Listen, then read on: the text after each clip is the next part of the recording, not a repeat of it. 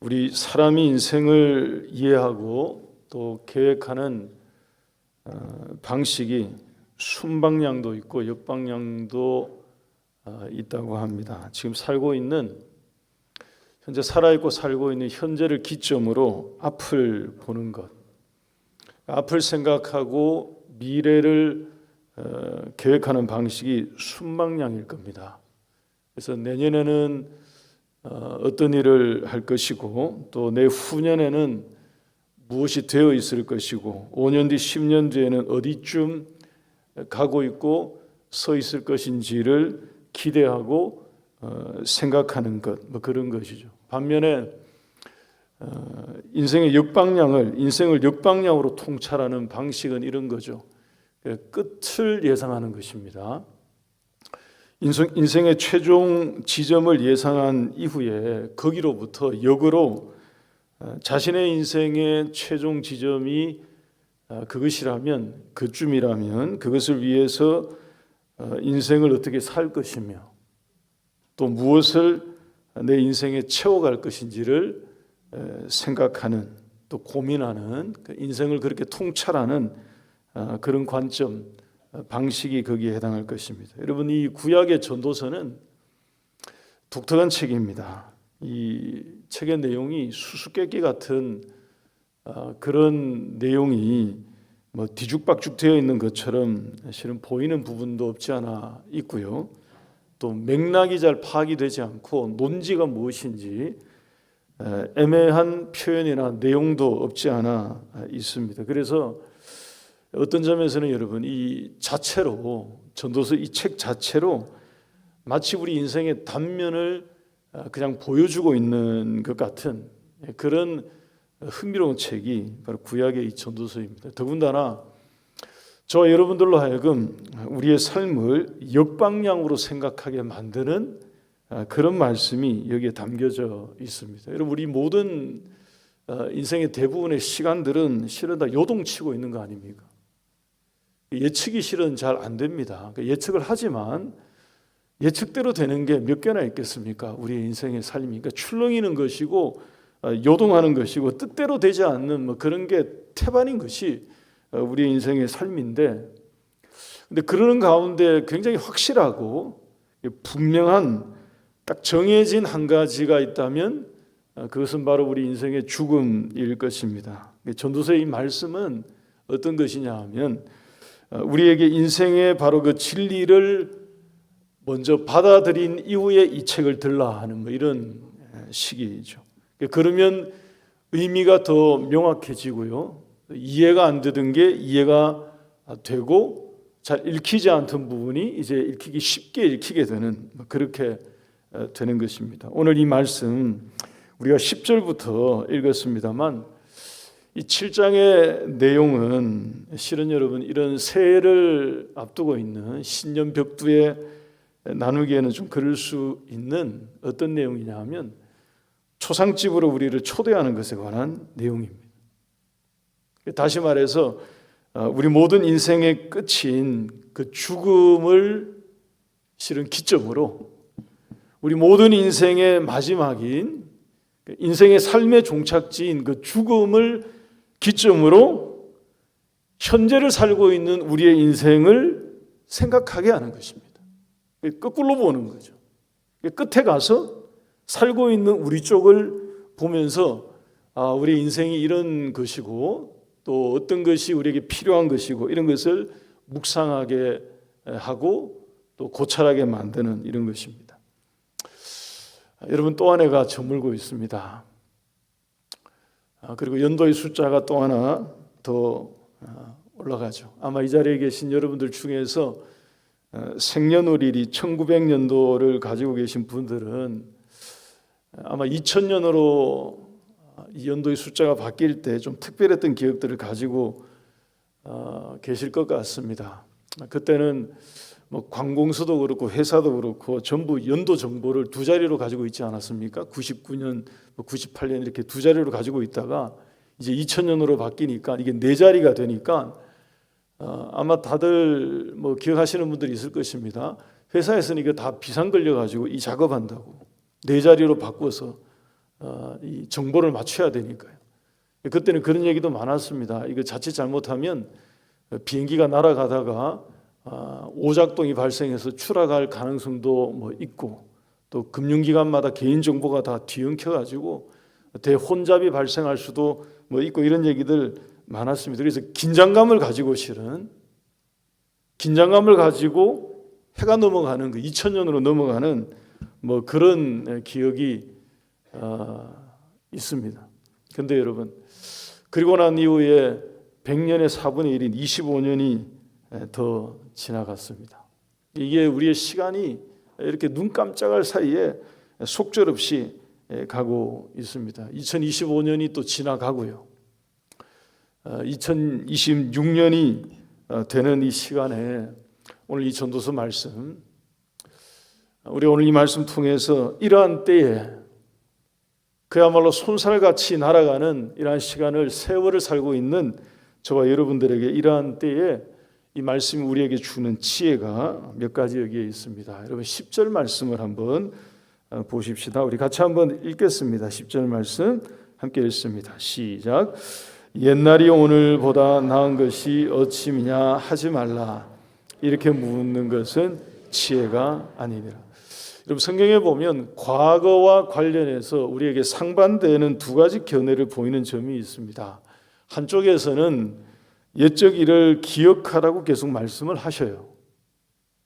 하나님이 행하신 행적을 잊지 말라 하십니다. 그거 기억해서 대대로 전수하라 하시는 명령을 주십니다. 예를 들어서 이사야 46장 9절의 말씀을 보시면 너희는 옛적 일을 기억하라. 나는 하나님이라. 나 외에 다른 네가 없느니라고 하시면서 망각은 안 된다라고 말씀을 하십니다. 그러니까 기억하라고 얘기를 하셔요. 옛날 일을 기억하고 절대 잊지 말고 이전 일을 기억하지 않는 것은 하나님 앞에 불경한 것이 되는 거죠. 불신앙이 될 수 있음을 우리에게 말씀하십니다. 근데 또 한편으로는 오늘 이 말씀처럼 옛날의 일, 옛적 일을 기억하지 말라고 얘기를 또 하십니다.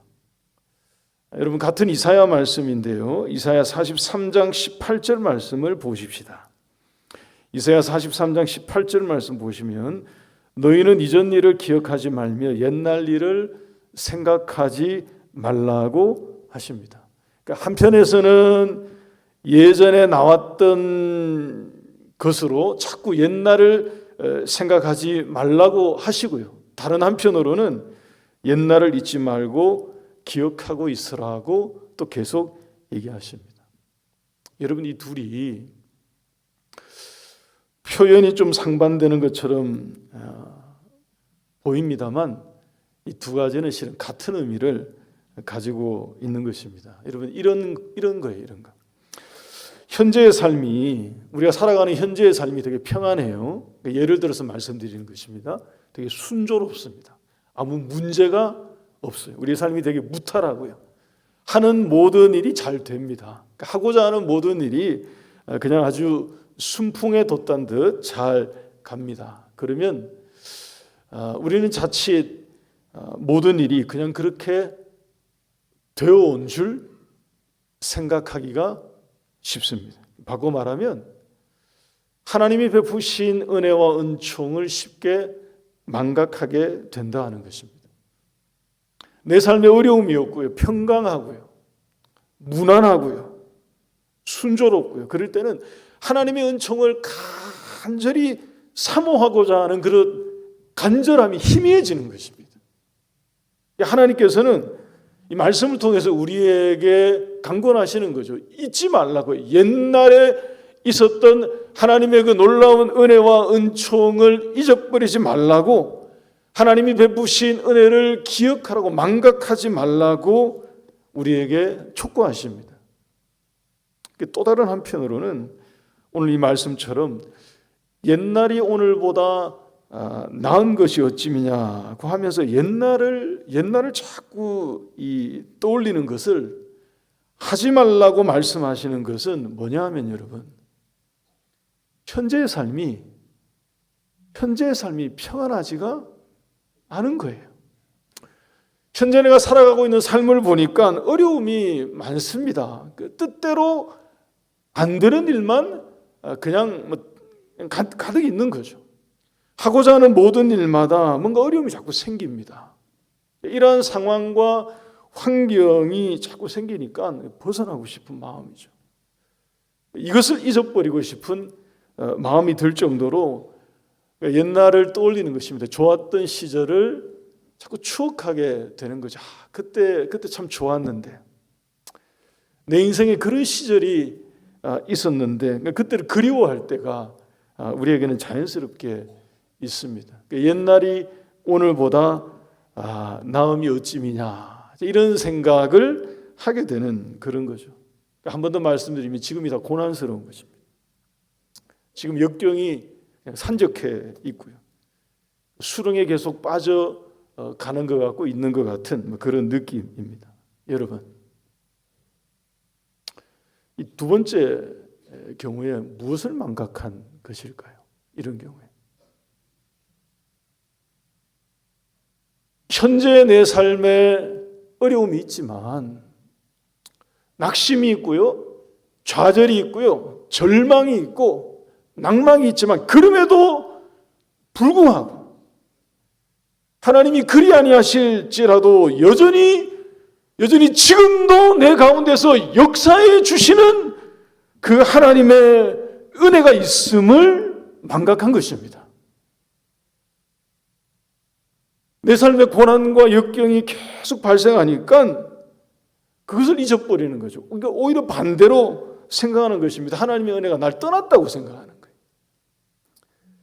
하나님의 은총이 나와 함께하지 않는다고 자꾸 여기는 것입니다. 하나님이 나를 놓아버리셨다고 생각하는 거예요. 하나님이 나를 버리셨다고 자꾸 여기는 것입니다. 전도서의 이 말씀은 우리에게 단호하게 명령하십니다. 그것이 지혜가 아니라고 얘기하시는 거예요. 그렇게 생각하는 것이 지혜가 아니다라고 우리에게 말씀하십니다.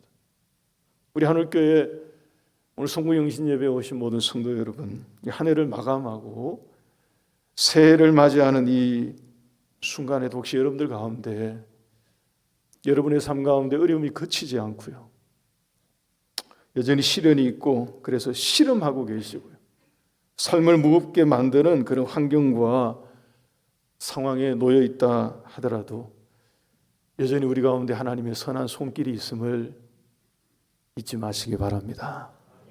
하나님께서 여전히 우리의 아버지가 되시고요, 우리를 지키시고 보호하시고 여러 가지 삶의 모든 정황 가운데에서도 하나님이 주권을 가지고 우리의 삶을 인도하고 계심을 분명히 믿는 우리 모두가 될 수 있기를 바랍니다.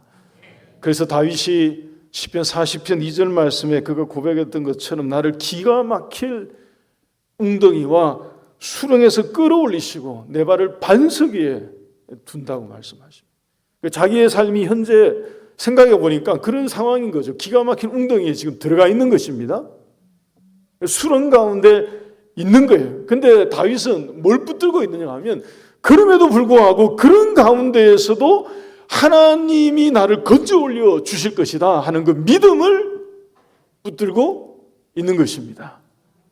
여러분, 이것이 저와 여러분들의 믿음이 고백이 될 수 있기를 바랍니다. 이러한 신앙의 고백이 우리의 삶 가운데 실현되기를 축복합니다. 여러분, 과거에 출애굽한 이스라엘 백성들이 우리 너무 잘 알고 있습니다만 여기에서 자꾸 실패했죠. 여기서 자꾸 무너졌습니다. 현재의 삶이 웅덩이와 수렁 가운데 있다고만 생각을 한 거예요. 광야로 나온 출애굽한 이스라엘 백성들이 가만히 생각해 보니까 지금이 괴로워서 못 견디겠는 거예요. 광야에서 하나님이 그들을 인도하고 계시는 것은 이제 하나도 생각이 안 나는 것입니다. 하나님이 만나를 주셨고 홍해도 건너게 주시고 이런 건 하나도 기억이 안 나요. 그들의 현재의 삶이 그냥 너무 고달픈 것입니다. 고통인 것입니다. 고난인 거죠. 그러니까 자꾸 생각합니다. 옛날을요. 애굽이 좋았다고요. 그쪽으로 가자고요. 왜 거기서 우리를 데리고 나왔냐고 자꾸 그 얘기를 하는 것입니다. 그쪽으로 가고 싶은 마음이 그쪽으로 자꾸 기우는 거죠. 옛날 생각에 실은 빠져 있는 그런 거죠. 심지어 그들은 돌아가야 한다고 울부짖기도 했습니다. 그들의 현재의 삶에 광야지만, 척박한 광야지만, 그럼에도 불구하고 그 가운데 역사하고 계시는, 인도하고 계시는, 그들을 이끌고 계시는 하나님의 그 은혜를 그들이 망각했기 때문에 그랬던 것입니다. 여러분, 한 번 더 고민드립니다. 한 해를 떠나보내고 새해를 맞이하는 우리 모두가 빠르게 지나가는 이 세월 속에서 그럼에도 매 순간, 모든 순간에 우리와 함께 하시는 하나님을 잊지 않고 살아가시는 신실하고 지혜로운 우리 하늘교회 모든 성도들이 다 되시기 바랍니다.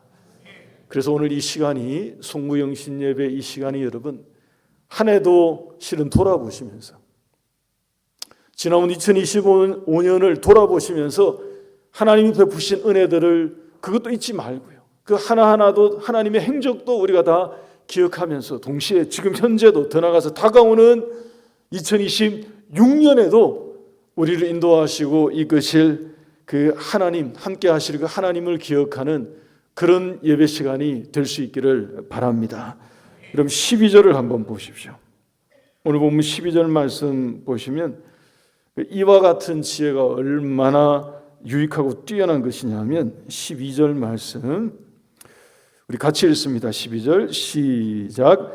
지혜의 그늘 아래에 있음은 돈의 그늘 아래에 있음과 같으나 지혜에 관한 지식이 더 유익함은 지혜가 그 지혜에 있는 자를 살리기 때문이니라. 여러분, 여기에 돈의 그늘을 언급한 것은 전혀 생뚱맞은 게 아닙니다. 전혀 어색한 게 아니고요. 이 그때나 지금이나 실은 굉장히 시의적절한 표현입니다.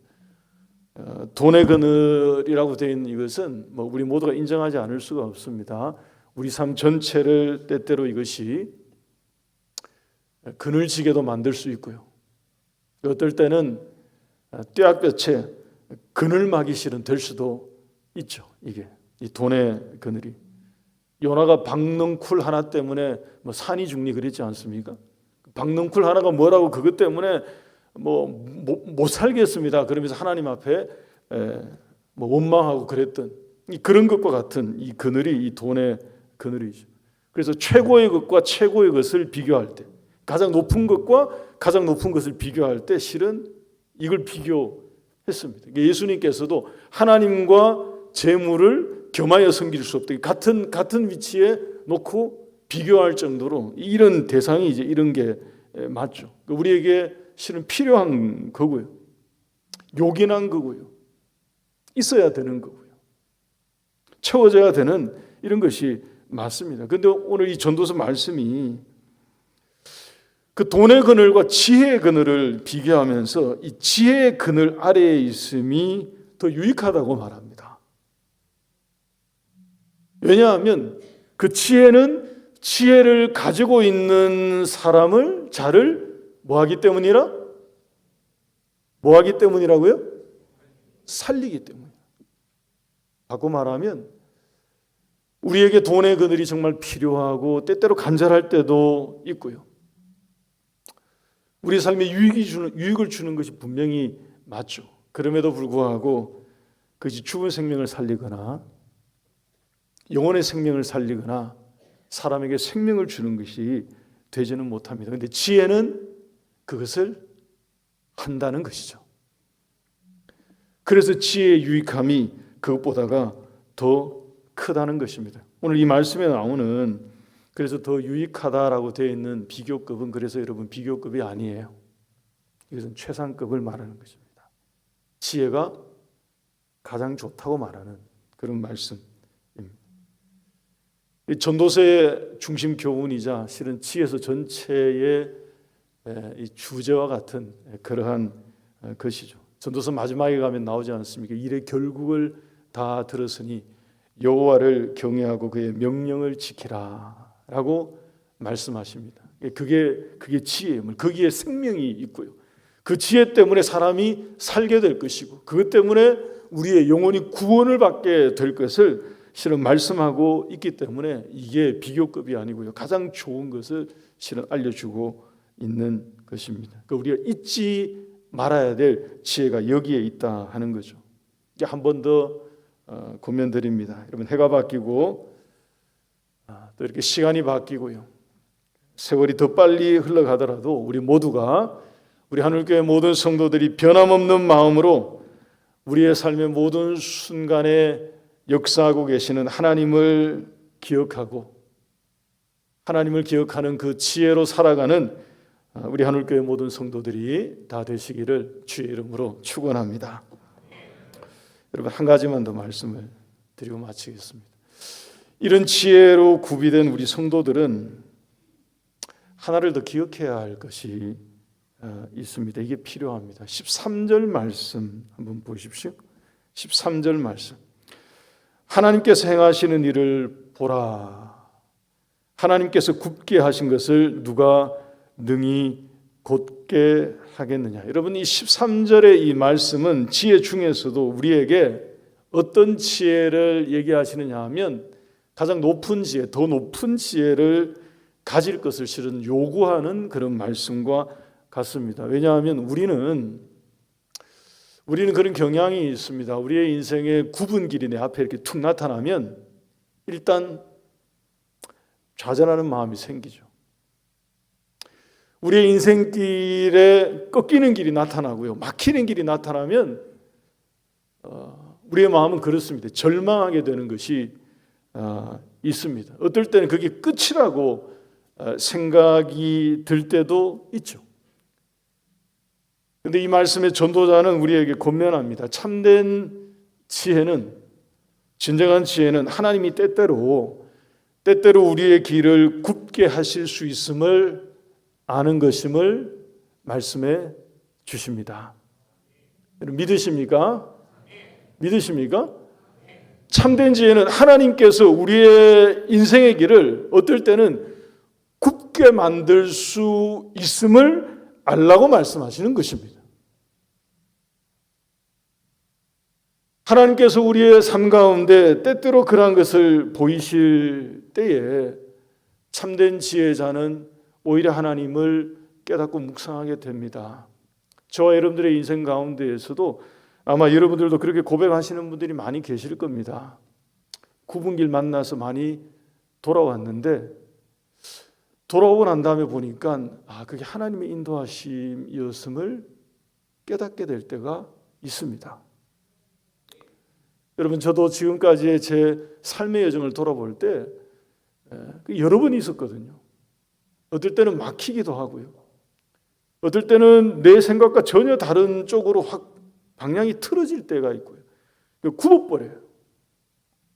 이게 아닌데 싶은 쪽으로 이렇게 꺾일 때가 있죠. 근데 그 모든 여정과 길을 다 가고 난 이후에 돌아볼 때 그게 내게 더 맞았구나 하는 것을 배우게 되는 것입니다. 그게 내게 더 유익했고 이게 맞는 거였구나 하는 것을 깨닫게 되는 것입니다. 여러분, 이스라엘 백성들이, 앞에서 말씀드린 그 출애굽한 이스라엘 백성들이 실은 이게 정확한 사례거든요. 광야로 들어오고 난 다음에 이들 모두가 원했던 게 뭐냐 하면 직선을 원한 거예요. 직선.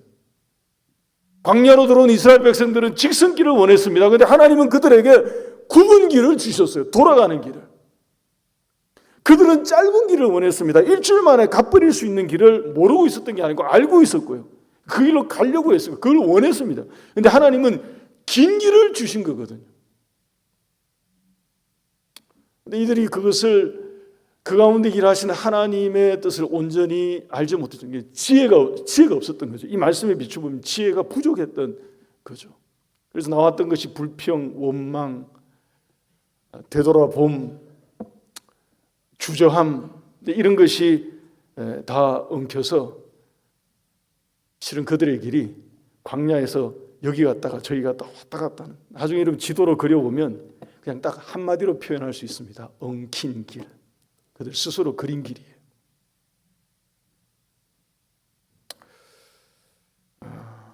말씀 맺겠습니다. 여러분, 우리 모두가 2025년 보내고 2026년 맞이하는 우리 모두 하나님 앞에 더 지혜로운 자들이 되어서 때로는 하나님께서 형통한 날, 때로는 하나님께서 공고한 날을 겸하여 주실 수 있음을 우리가 분명히 알고, 여러분 때로는 직선이 아니라 굽은 길이 우리에게 놓일 때라도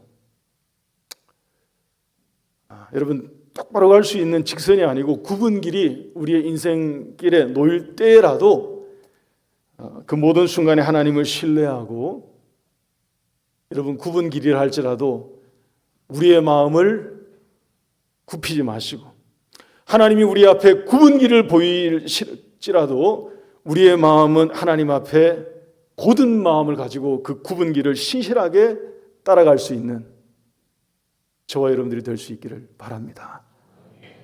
전도서 말씀은 그게 지혜라고 알려주는 거예요. 하나님을 그렇게 경외하고 신뢰하고 따라가는 것이 지혜라고 우리에게 알려준 것입니다. 여러분 이 최고의 지혜를 가지고 2026년 새해를 여는 우리 하늘교회 모든 성도들이 되시기를 주의 이름으로 축복합니다. 우리 찬양하겠습니다.